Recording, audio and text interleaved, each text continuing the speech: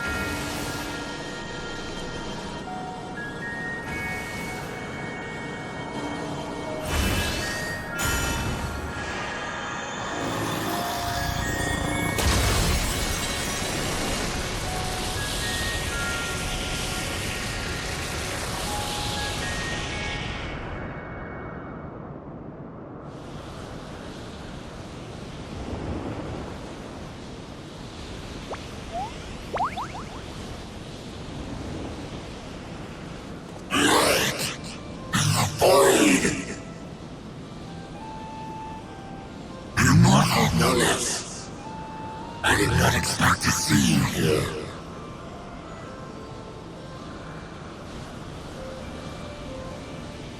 I am Zero, and this is my domain. 'Tis a safe haven for those who abhor conflict. Among those gathered here, many aspire to restore this world to how it once was. Such a thing is possible?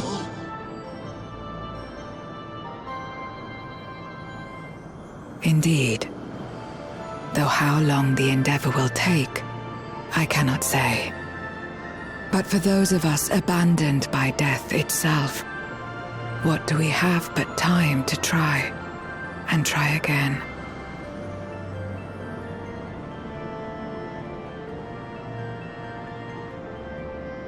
Very well.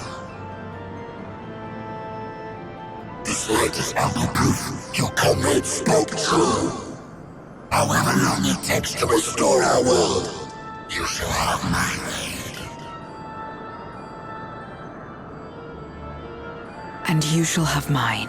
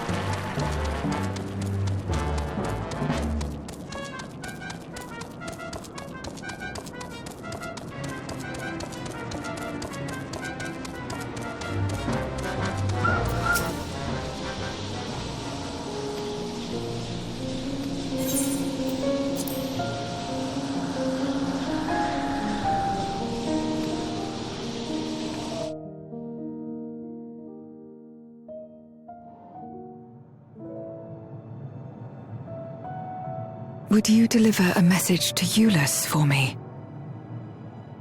Tell him that we're making progress towards rebuilding our home.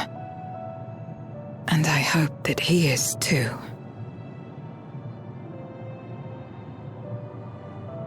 Enuo's Memoria will be safe here.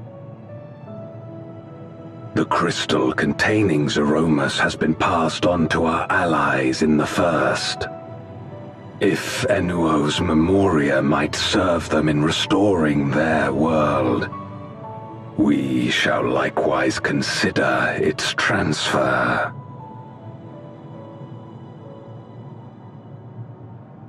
How much simpler it would be to aid one another in our respective fights, were it not for these boundaries between us. Safe travels, my friend. We take comfort in the knowledge that you're out there fighting too, wherever you may be.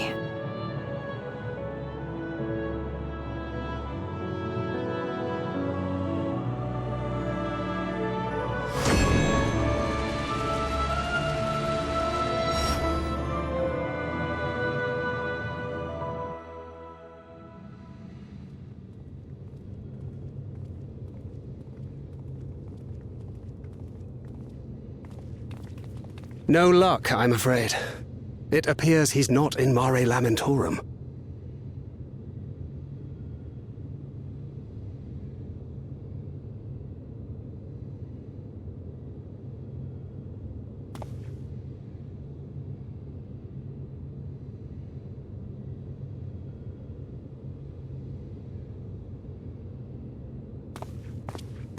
Wait.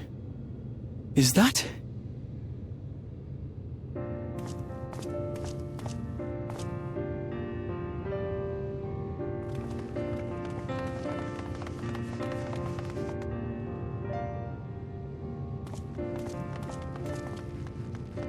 God, you had us worried. You suddenly disappeared. We didn't know what to think.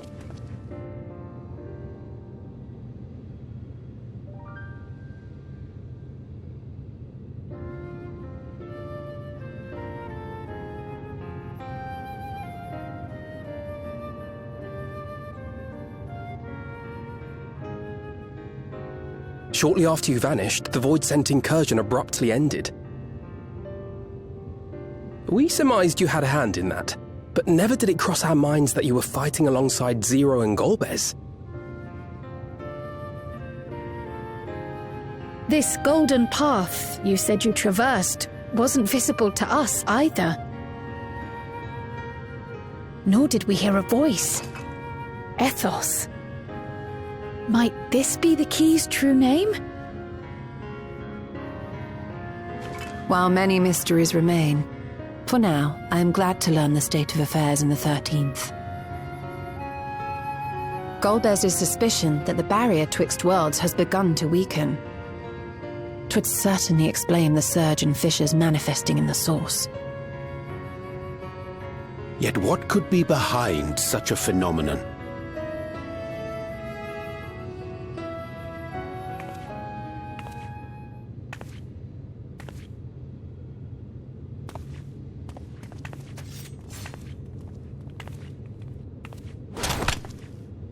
And who might you be?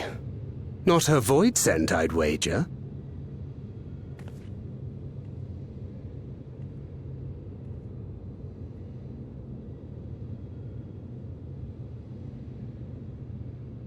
Greetings.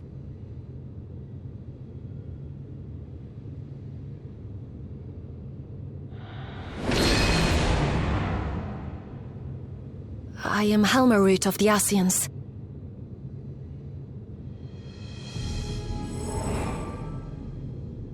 We are your sworn foes, I know. But on this occasion, will you not put away your arms?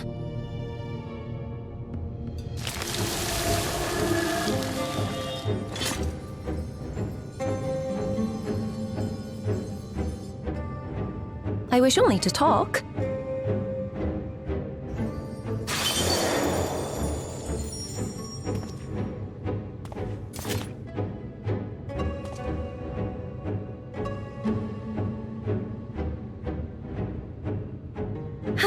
Thank you for affording me a chance.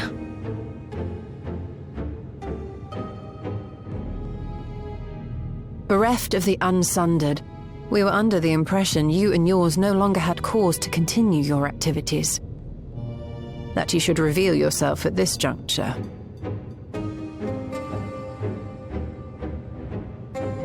I assume you are the one who bestowed Calyx with the knowledge of summoning and the reflections. Yes, that is correct.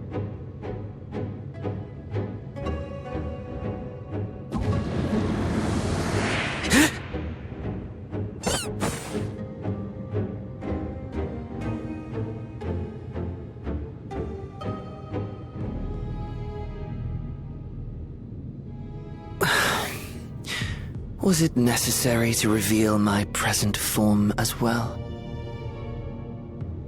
Calyx. So he succeeded in transferring his memories after all.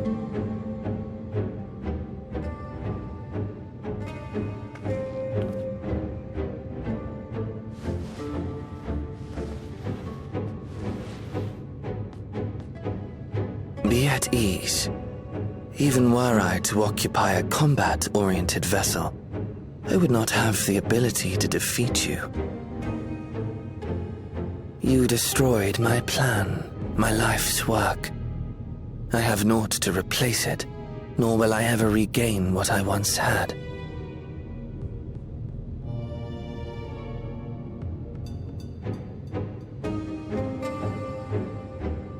If you wish to speak, Halmarut, will you not tell us what it is that you hope to accomplish?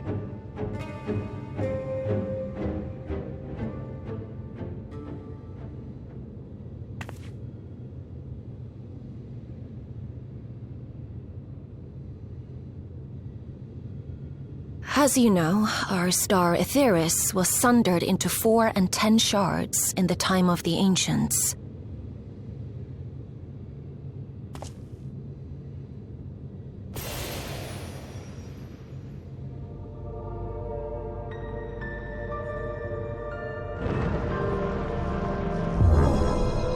As the will of the star, Hydaelyn perpetuated this unnatural division for millennia. And in the wake of her passing, nature has begun to reassert itself. As a wound knits itself together, the star seeks to become whole once more. Yes, it seeks to rejoin with all of its shards.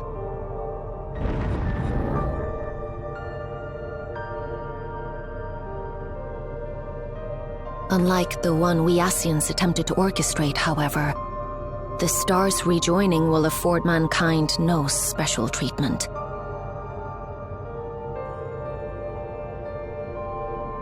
All life and matter will be condensed into a single whole and remade for a new beginning. A complete rebirth.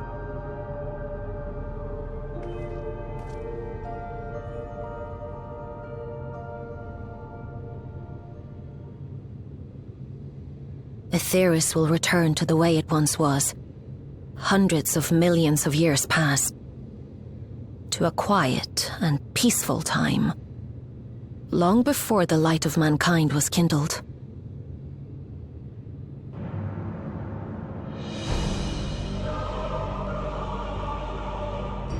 Supposing for a moment we believe you, how can you possibly know all this?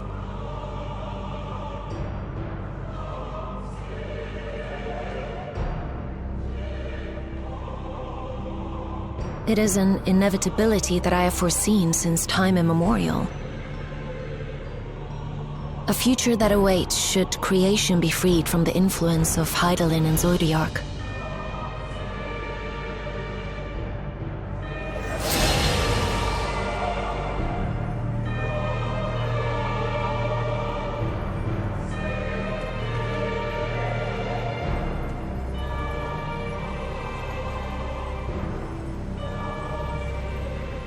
The star is tolerant to life. It holds no grudges, and neither rages nor weeps for being sundered. Yet by the same token, it is indifferent to life's survival. No amount of devastation and death can compel it to stop the wheels of creation from turning.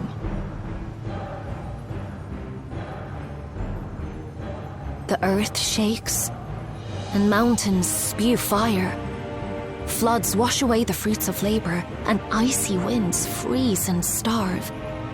Countless perish as nature runs its course.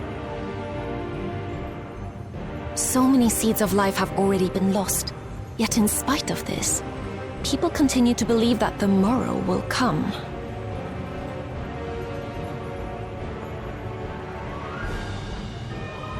But it will not. For nothing lies beyond the solstice, when all creation is reunited.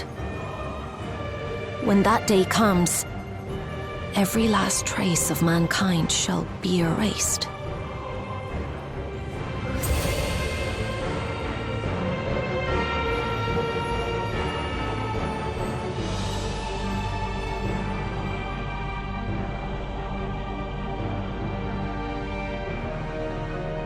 I cherish man's journey.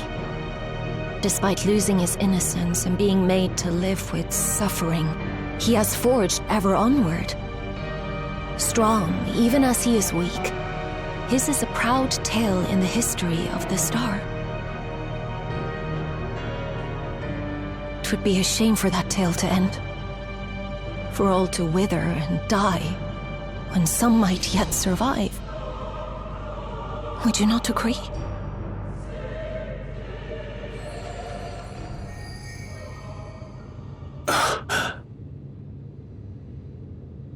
If a natural rejoining doth lead unto the solstice, then thine intent is to preemptively rejoin the worlds. Correct. It was for this very purpose that Halmarut recruited suitable collaborators from the Reflections. Individuals like me, who would willingly doom another world in order to fulfill their aspirations. The Winterers, we are called. And if you and yours seek to protect all life, then sooner or later you shall have to contend with us.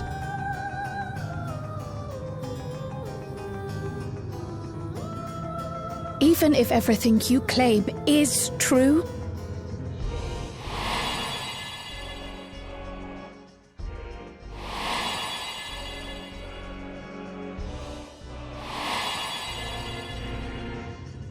What you've done, Calyx, it's unforgivable!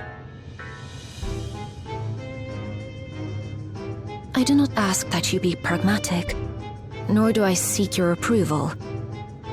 Given your familiarity with other reflections, 'tis only natural that you are averse to our methods. But there is one irrefutable fact that you must understand. Should we take no action at all, the solstice will come, and no one will be left alive. No one.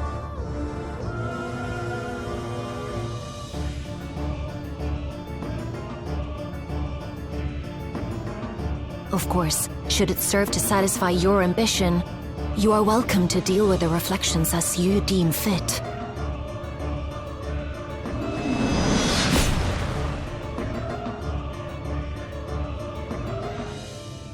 Like the pariah and wanderer who satisfied his own when he brought the star to the brink of ruin to face you.